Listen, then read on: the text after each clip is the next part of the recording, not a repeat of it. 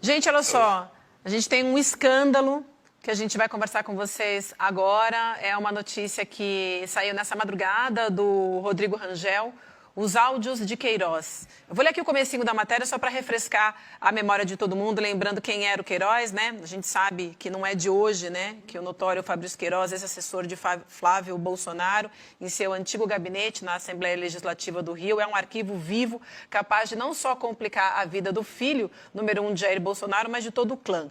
Né? No auge do escândalo das rachadinhas, ele desapareceu, todo mundo se perguntava, né? Cadê Queiroz? Tempos depois, onde ele foi encontrado, né? Foi encontrado pela polícia na casa do Assef, ex-advogado de Bolsonaro, envolvido ali também do escândalo e no resgate dos relógios, né? Mais recente. Então, ali, todo mundo junto. O caso das rachadinhas, cuja investigação oficial acabou enterrada no judiciário, entrou para o rol de um dos escândalos mais extensos e notórios do nosso país, e ainda sem uma solução. O caso é que na semana passada, na coluna do Rangel, eles mostraram que o Queiroz recorria a Alexandre Santini. Quem era esse? Ex-sócio de Flávio Bolsonaro, lá naquela loja de chocolate, que, segundo as investigações, foi usada para lavar dinheiro de origem ilícita. Agora, o que tem de novidade na coluna e a gente vai mostrar para vocês? A coluna teve acesso a um conjunto de áudios, né, William, que revelam em detalhes a pressão de Queiroz e a maneira como ele ainda empareda, neste momento, o clã Bolsonaro. E ele disse que já recebia dinheiro da família Bolsonaro para ficar em silêncio, para não falar as coisas que sabia. A gente quer muito que você fale, viu, Queiroz? Se você quiser vir aqui no Ministério falar, pode ficar à vontade para contar tudo que você sabe sobre a família Bolsonaro. Isso acontecia até agora. A gente tem um áudio, a gente separou um áudio, a gente já pede desculpas. Se tem criança aí, tira da sala nesse momento, porque você sabe que a linguagem dos bolsonaros que você não é exatamente muito apropriada para toda a família. Vamos ouvir um dos áudios que a gente separou do Queiroz, que foi divulgado hoje pelo Rangel. Infelizmente, Santo, você não tem noção a fogueira que eu tô pulando, irmão. Era um cara feliz, bem pra caralho. Independente de eu trabalhar com ele, eu sempre tive minha correria. E hoje em dia eu sou um cara leprosaço, mano. Leproso, entendeu? E, foda, cara. Fiquei hiper conhecido e não tenho apoio não, mano. Não adianta dar dinheiro. Dinheiro não resolve, entendeu, ô Santinho?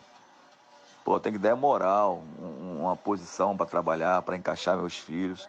Se você tem noção, meus filhos estão todos desempregados. E tudo eu que banco aqui. Foda. Não dá valor. Eu sei a fogueira que tu pulou aí pra caralho.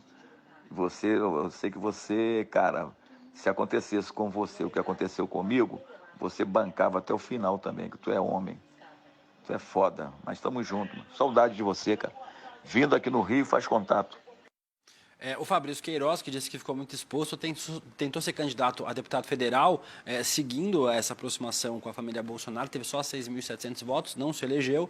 E para quem não lembra, né, para quem nasceu ontem, estava em coma, foi acordado nas últimas semanas, e ouve falar do Mauro Cid. O Mauro Cid é mais ou menos o Queiroz de farda do Bolsonaro. Na presidência, ele fazia o que o Queiroz fazia na Assembleia do Rio de Janeiro e na Câmara de Vereadores do Rio para a família Bolsonaro, que é operar os esquemas criminosos, de rachadinha, de assédio, de desvio de dinheiro público, que são os principais escândalos envolvendo a família Bolsonaro. Ele era o operador, o office boy da família, que ia no caixa sacar o dinheiro dos salários dos funcionários e repassar para a família Bolsonaro. Por isso, ele sabe de todos os escândalos envolvendo a família.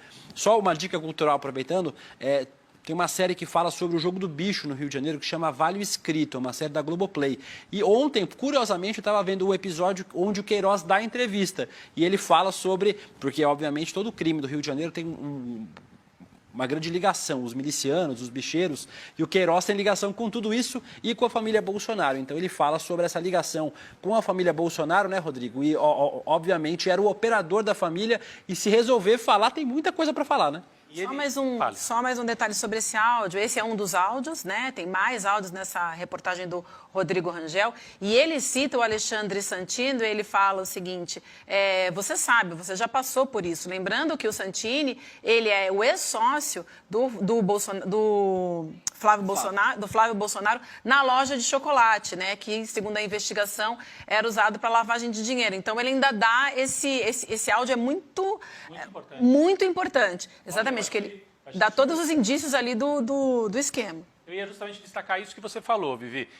Primeiro que o Queiroz se dirige ao Santini como santo, que mostra uma certa intimidade entre os dois. Ou pelo menos ele está querendo mostrar a intimidade. Ele diz, quando vier ao Rio, me procure. Eu não sei se Santini não é do Rio, eu não sei de onde que ele é, porque ele era sócio de uma loja de chocolates no Rio de Janeiro, num shopping center lá na Barra da Tijuca. Então, não sei se ele fica em Brasília, fica em São Paulo, onde exatamente que fica esse Santini. Quem está aí na tela, só me ajuda aí, é o próprio, eu não conheço. Esse Santini é um personagem que não... É o próprio, né? É um personagem que não apareceu tanto, né? Se a produção conseguir nos ajudar, assim, da onde, enfim, por onde que ele anda, o que ele anda fazendo. Agora, chama muita atenção que o Queiroz se coloca numa posição muito semelhante ao Santini. Ele falou, se acontecesse com você, eu sei que você também seguraria, irmão, porque você é homem. Seguraria quer dizer, não abriria o bico. Iria preso e não abriria o bico. O que mostra que o Santini não era um sócio. Era um laranja, testa de ferro, eles precisavam de alguém para esquentar a sociedade lá na fantástica loja de chocolates da Copenhagen. Então, o Santini é um personagem para ser investigado. Ele é um Queiroz mais discreto, um Queiroz que talvez não agisse no mesmo submundo que ao qual o William faz referência no Rio de Janeiro. Santini que está rompido, né, com relações rompidas com o Flávio Bolsonaro. Importante Quanta gente lembrar rompida, disso. né, com a família Bolsonaro.